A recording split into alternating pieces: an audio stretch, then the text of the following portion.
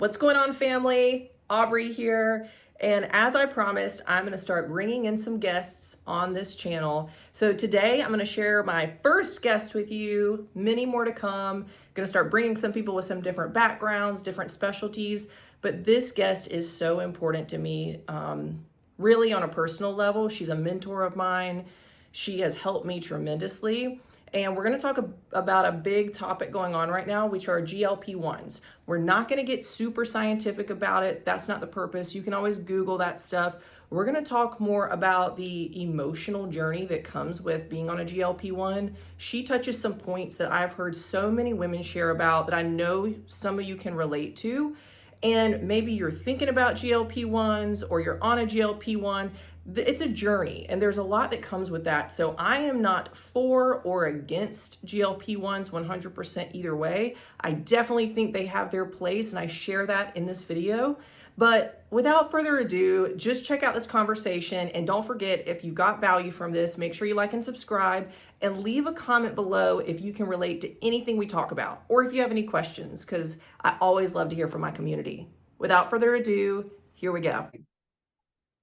All righty. So we are here with one of my favorite people. I would say probably top two, truly. Okay, three, because I do have Tristan and Walt. Right. So I give them both some credit there.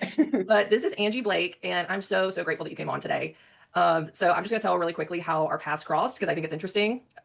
You all are very open about my recovery and the fact that I have a little bit of a past. So there was a time where I relapsed, had to go back to treatment, and it was a weird time for me because I'd already started coaching. I was like mentoring people, but I wasn't taking care of my own recovery. And so what happened was, Angie knows this, I relapsed and I couldn't bring myself out of it. So I ended up going through treatment. And as I'm in there and I'm like just looking at the ground because I'm so ashamed, here comes Angie. And I already knew Angie because I coached her for a little bit and we were just kind of friends from before being in the program.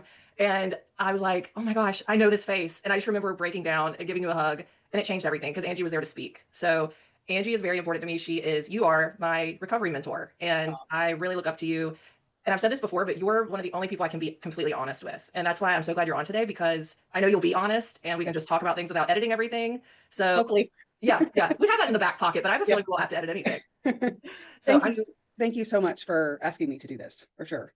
It means a lot. And especially with the rise of GLP-1s, that's obviously what we're going to talk about. And it's cool because knowing you the way I do and how we focus on addiction and recovery in that regard, it crosses over into the use of GLP-1s and the food noise very significantly. Yes, absolutely. So, and I guess we don't want to get super nerdy about GLP-1s, but what would you want to... I'm not a doctor. And I was thinking about this morning, like, I'm not a doctor. I'm going to go, purely for the emotional stuff. Because that's what I suffered from the most. Growing up, there was a lot of shame around my weight and around just around my weight. It was always about my weight. My brain focused way too much about my weight. So yeah. And I know the GLP-1s they initially came out and were popular for treating like diabetes, type 2 diabetes. Yep. But then people realized, hold up, we've got this obesity problem in America that's running rampant. And, so many people do struggle with their weight, especially in our society. So all of a sudden they're like, this is going to help a lot more people than we initially realized. Yeah. So I think I'm really neutral about it, especially as a coach, because I don't think it's the end all and like the magic drug, so to speak. I think there also needs to be a lifestyle that comes along with it. But I've heard certain people that are just against it. And I'm like, I don't fall into that either, because I do think that it's really changed a lot of lives. So I'd love to hear kind of your take on your journey and what led you to decide to start the GLP-1. Yeah, sure. Like I said, growing up, there was a lot of shame around my weight. It was what I focused on the majority of my life. My first addiction was food. I remember hiding food. It's as I've grown up and gotten older, I've just learned how to talk differently to myself.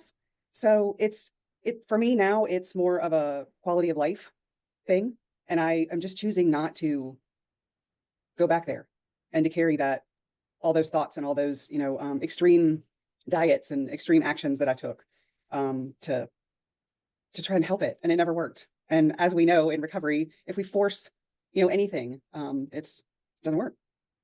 That's interesting, because when you said that narrative that you used to have and how I'm assuming you used to be pretty mean to yourself. Absolutely. And still can be, but there's a time and a place for that. Like I've learned when to be tough on myself and when to be like, oh, no, wait a minute. Let's reframe that. Yeah. Like the difference between, I guess, shame and like, we talk a lot about shame and guilt, like, or like, okay, I'm doing something that's not necessarily good for me versus I am not good. I guess the difference. Right. Yeah. That's a great definition between them. I, By the way, I'm like throwing this out, but most of this I've learned from you, so I'm going to regurgitating it. good. Just That's what I'm for. circling it around. Yep. Yeah. Like, okay, now I'm going to steal this from you. It's all information. Mm. Like all the information that I had when I was a kid and a teenager in early 20s and, on up into my 40s. I was looking for evidence that none of that stuff worked. So I was stuck in that, you find what you're looking for. Right. Yeah. So yeah, it's just, I don't want to go back there. I have to shift things in my head, and take away. I'm not going to shame myself for taking a GLP-1 now, because to me, I have a problem with food and it controls me. And with this medicine and the lifestyle change and exercising and, the overall spirituality, the overall wellness is the life, I want to live. That's something that I also hear a lot of women talk about, and men. I just work with women. Is that food noise? Yeah. Because I know what addiction feels like when it comes to substances. And to be honest, if I didn't have the genetics I do, I think that I would have struggled with weight more probably, because I did use that as an outlet. Yeah. But that's so common, I hear, is that food noise. Like when people started the GLP-1, it just quieted that noise. Mm-hmm. For me, it creates the pause. So before GLP-1s, it would be a compulsion for me. Like, I'm a dental hygienist, and in between each patient, I would go eat something. And I knew, like, walking to the break room, I knew I wasn't hungry. I knew it was a compulsion, and it didn't matter. I still went to eat. It was something to fill the time, something to do, with my body, to fill some kind of, or ease some kind of anxiety or whatever was going on in my head. It takes that away. That's what I was going to ask, because I've heard people say they were just obsessed with food before. Yeah. Like they would think about food constantly. They were either eating or thinking about food, which I'm assuming for most is probably rooted in childhood or experiences. Yeah. Was it sort of a coping thing for you? I think so. Food? Yeah, I think so. I remember hiding food. Like I remember going to the grocery store for my mom one time. Like she gave me, I don't know, $20. I was supposed to get something. And I remember getting like a box of Swiss cake rolls or something and a gallon of milk, and eating it not the whole thing, but eating some on the way home and leaving it in the car.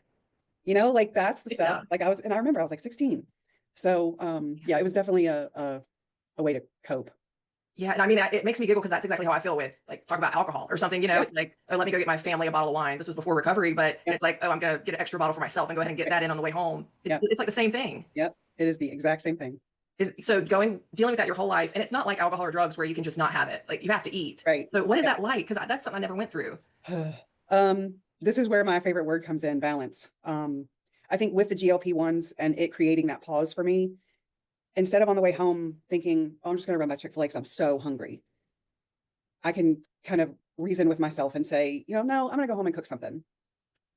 And the other thing I struggled with was always like going to the grocery store, but never eating what I bought. Mm. And I went through a little time where I was trying to save money and get out of debt. And I was determined to eat what I bought. And that's what I did. I would buy healthy stuff. And the GLP-1s just made it a lot easier to manage. It made my life manageable in that area. Yeah. And it's what you're saying is so common. I hear that so much from women, is especially before GLP-1s, for those that did choose to use it, is I'll buy this healthy food, but I won't eat it. Mm-hmm. Or like, the compulsion or the impulse to just put something in your mouth without thinking first. Yeah. So did you struggle with a lot of guilt when you would do that? Like, I'm thinking more about the emotions that go on behind that when you're struggling with food like that. The emotions behind what? Like if you were to eat something that you regretted, or breaking promises to yourself. Yes. Yeah. Breaking promises to myself, and then that turns into the shame, and then I don't trust myself. There's no like self-integrity. I don't even know if that's a thing, but that's what it feels like. If I'm going to let myself down constantly, that's what it felt like. I would let myself down. And wanting it so bad. Yeah. And when you look in the fridge and there's healthy stuff and your brain goes, that's not going to be good enough. That's not going to be satisfying enough. Yeah, I'll feel so much better if I have this instead. Yep.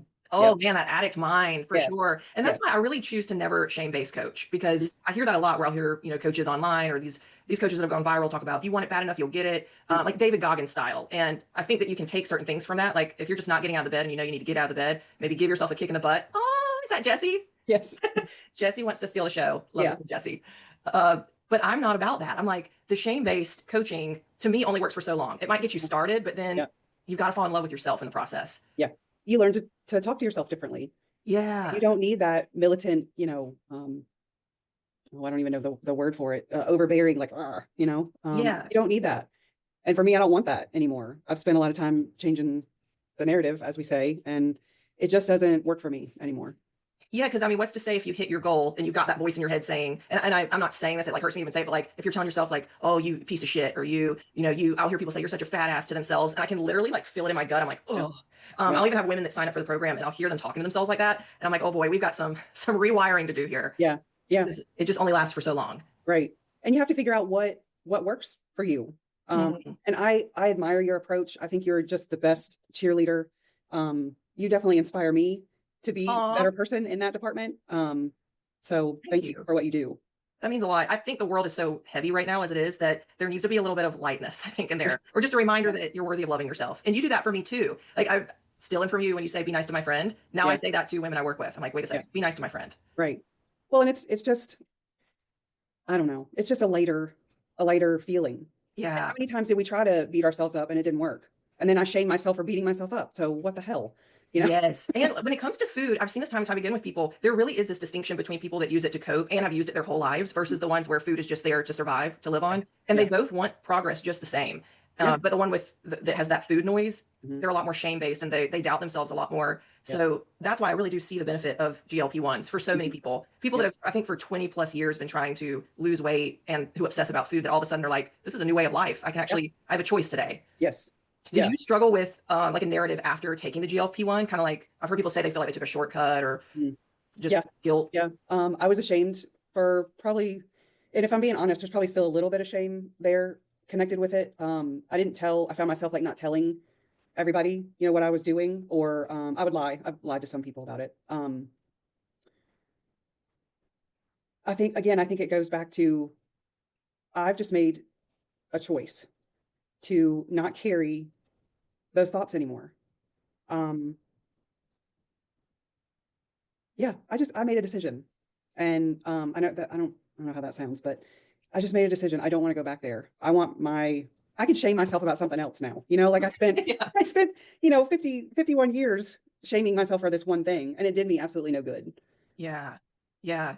And I remember when the GLP-1s first came out and there was a lot of people that wouldn't talk about them. That's Mhm. mainly why I wanted, and I'm so grateful you're on here, is because I feel like a lot of people do still feel like they're trying to break through that shame that it sounds like you've made a lot of progress in. Yeah. And I mean, if it's anything like my experience with addiction or my recovery, there's shame is always kind of like there. What do Mhm. they say, like doing push-ups in the parking lot, just kind of like waiting Yeah. to mess with me Yeah. again. Yeah. And But I, we have to remember that's our voice.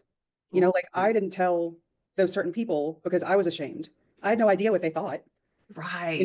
so I still have to change my thought. I don't want to be ashamed of it because to me, I ask for help. It's an area of my life that it's the wisdom to know the difference. Yeah. There's to me, there is it is still a little bit of a shortcut, but I'm starting to care about that less and less. And I'm sure as you're seeing more and more of your life, like you're taking control of back over more and more of your life, like with the exercise and the eating. Yeah. And Yeah. when you said hit that pause button, it felt like a pause button. That stood out to me because I've heard Yep. people explain it like that before. Hmm. It's like if you turn the volume down on the food noise, you're able to tune into other Yep. areas. Right. So if I'm not shaming myself or my thoughts aren't occupied with how my scrubs are going to fit today, Mm. you know, I can focus on different things and hopefully more positive things. It's got to be a completely different feeling if that's something you've dealt with your whole life. Yeah. And I've heard, It's very strange. It's uncomfortable. Because you're becoming this different person and it's like you're kind of lost in a way. yeah. And I don't know which direction to go in. Oh, I think this is a good thing to touch on because I've heard people say it feels like they're wearing like a suit that doesn't belong to them. Mhm. Is it like that? Like when all of a sudden it's like a different suit? Like how? Yeah. So I had some trouble like after the weight came off being uncomfortable. And it was the first time I had ever like associated the like when people say that the weight is a protection. That's how I felt. I was like, okay, now I understand that. Yeah, Is not only you don't have those thoughts anymore, you're getting attention that you're not used to. Compliments are very hard to take and uncomfortable when you're not used to them.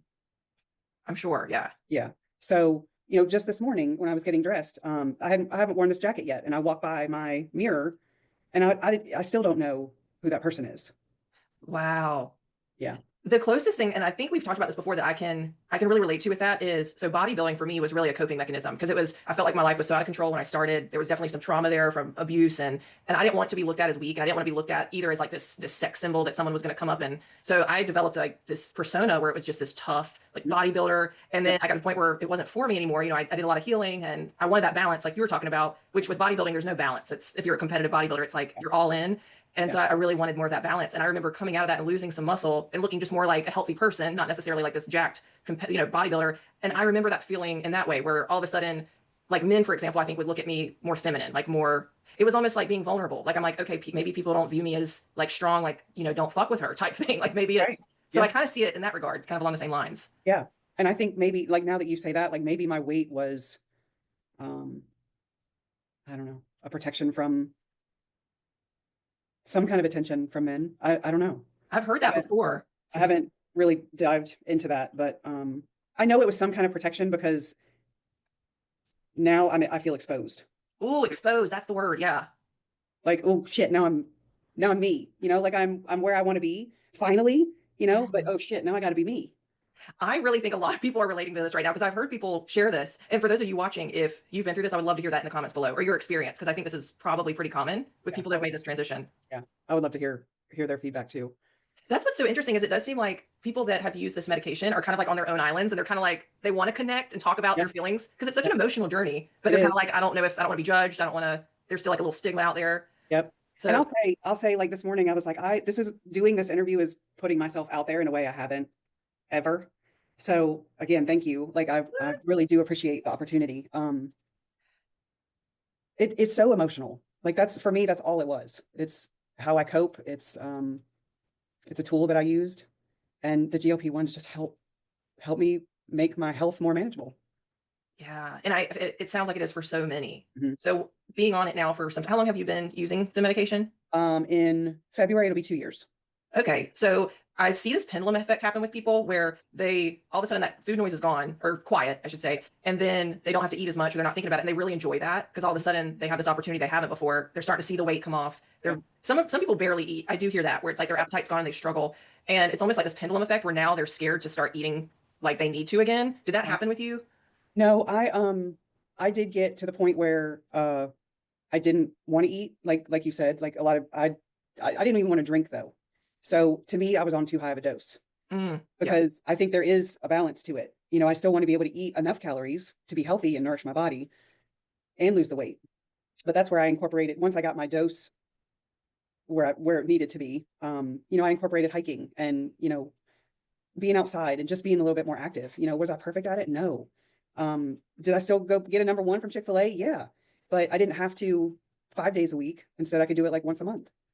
Yeah, and getting that exercise back in is a big piece. I heard a while back, and this might have just been hearsay, but that they were talking about starting to prescribe SARMs because people were losing so much muscle on it at first. I think when it first came out, and they call it the Ozempic face, and they had all these names for it because I think people were going too extreme. Their dose was probably too high, and so doctors, I believe, started talking about prescribing things like SARMs to not lose the muscle and things like that. Are where I'm like, okay, people, we gotta put a little lifestyle behind it here. Like you're talking about, like exercising, getting out there, moving. What is SARMs? So the whole name I can't even pronounce, but I'm just going to call it a legal steroid because that's basically because people especially in like, I don't want to name drop CrossFit, but that's honestly who I first heard it from was people that did CrossFit because you get super strong on it. It helps you retain muscle. It helps your muscles store water a lot easier. So you just keep muscle easier, but without exercise and proper eating, like it's only going to do so much. But I just thought I don't want to put like a medication on top of a medication if we can use lifestyle. Right.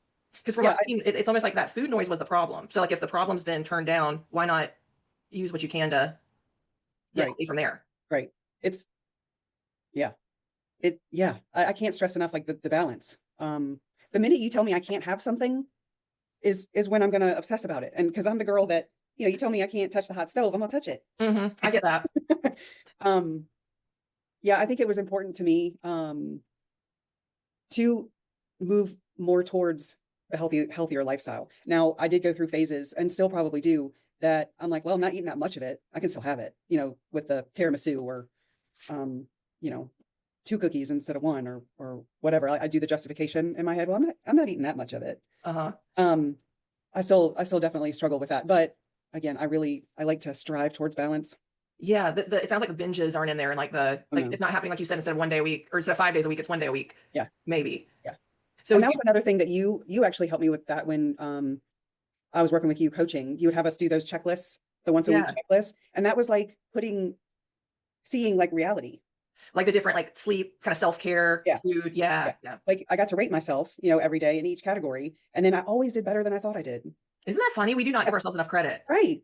So yeah, I have We no idea what I really, got on that, but I love this because I think it's like two people with ADD having a beautiful conversation, and I love it. I like to think that a lot of listeners have ADD, so yeah. I think we're good. Okay, good. This is how all my conversations are. It's like I start to go over here, and Yeah. Yeah. but I really believe that what needs to be said is being said, and I think that stuff we've covered are things I've heard so many women talk about, but they don't talk about it very openly. So that's why I was so appreciative of you sharing that. And I would say, from a coaching perspective, there are things to look out for that I've seen from working with women, and you've touched on them, like the exercise, eating enough. And I wanted to make sure because people really struggle with food, and I would love to get your take on this. Mhm.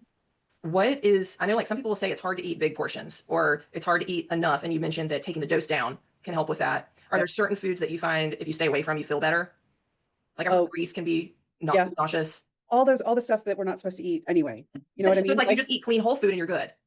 I think the more I stayed away from the sweets and like really heavy like pastas, um, I will say this, bread, like thick, gummy bread and rice always make me feel bad. I have heard those simple carbs are like a no-no. Yeah.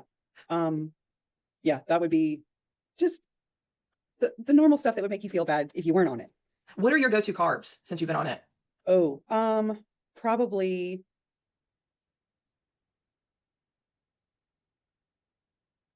potatoes, Okay. sweet potatoes, regular potatoes. Um, I really focus on my protein. Nice. That's what I was going to say is from the outside looking in, it seems like protein's always queen to me is Yeah. that's going to help everything. And if you're just sticking with lean protein and you have that fear of gaining weight back, I feel like you don't even have to worry about it. You can have all the whole food, lean protein, you can stand and you'll be fine. Yeah. But it seems like a lot of women I talk to struggle with carbs. So they struggle with eating enough of those, especially with working out, which is I know what we're Yep. trying to get back into is being strong and healthy. So Yep. that's good input. And for those of y'all watching, if you have found carbs that work for you and you're on a GLP-1, please drop them in the comments because I think that can be helpful. But I hear fats, like the clean fats are a little bit easier for a lot of people. Yeah, and that's like the little changes. I changed to like avocado oil spray, Uh-huh. or like yesterday I did have a little bit of rice with some like kung pao chicken, and I pour a little bit of olive oil over the rice just for that healthy fat. Yeah, smart. Yeah. And a So little bit goes a long way. Like you get a tablespoon of fat, you've got like 15 grams of fat there. So yeah, you're yeah, getting enough in. yeah. I think I don't want to forget this because I know we're kind of getting to the end of our time. If you were to talk to somebody who maybe is thinking about a GLP-1 and their background is sort of like yours, where they've had that relationship with food that's been almost like they've almost been abusive towards themselves, the way they talk to themselves and that struggle. And even though they really want to see their body different, they want to feel better, that food noise is just so powerful, but they feel like it's a shortcut. Like, what would you say to them? Um, I know I keep going back to this, but change the way you talk to yourself. Yeah. It's a shortcut because you're telling yourself it's a shortcut. I tell myself it's a shortcut because I think it's not good enough, because I was taught to do things yourself, that it wasn't good enough if you didn't do it yourself. If you didn't work hard and bust your ass and do everything perfectly, it wasn't good enough. And I've just kind of let that go. I can accept that I have a problem. Some people consider it a disease, and there's a tool that I can use, but I also have to do the work behind that. I can't justify all the time, having the Chick-fil-A and the cookies and the tiramisu. I have to change the way I eat and the way I live my life because I have goals. Like I want to be mobile when I'm 75. I want to be mobile. I want to be able to travel and go and do stuff. So I have to put in the work. Yeah. Yeah. Oh, it's so good. Okay, last question. Okay. So for those that are on them and say they know they're under eating and they want to make sure this is sustainable, we've touched on it a little bit, but just to make it clear, what would your advice be to those that are on them to keep their cells healthy? Lower the dose. Okay. Yep. Lower the dose. Lower it to the amount of calories that you can intake to have energy. Yeah. When my dose was too high, I was almost depressed. I had no energy whatsoever. And I thought I would rather be overweight and happy than depressed and skinny. That makes sense. Yeah. We forget food is fuel. And if it's been really an addiction and you have that, I think, dysfunctional relationship with it, we forget that. It's almost like there's this view that it's bad. And people will ask me all the time, they'll say, is this bad? And I'm like, nothing's bad. It serves a certain purpose. Yeah. So I love that. And I will say, just from what I've seen as a coach, I agree with you 100%. The exercise, keeping the muscle on there is the big thing. And just being able to actually eat and fuel yourself. Like, Right. even if it's not a gym day, that's brain power. We all need it. Yeah. So, yeah. thank you so much, Angie. This has been You're awesome. welcome. Thank you so much, too. I love you so much. You're awesome. I love you, and you've helped me so much. So it really means a lot that you came on here. And I would love to hear from you all. Like if you have questions for Angie or you could relate to what she said, go ahead and drop it in the comments below. But Absolutely. anything else, or you feel good? I feel good. Cool. This has been so helpful, and I know it's going to help a lot of people. So thank you, Angie. I hope so. You're welcome, hon. All right, y'all take care. I love that woman. So again, if you got value from this, please like and subscribe, and we would love to hear from you below. So leave a comment, and until next time, love you guys.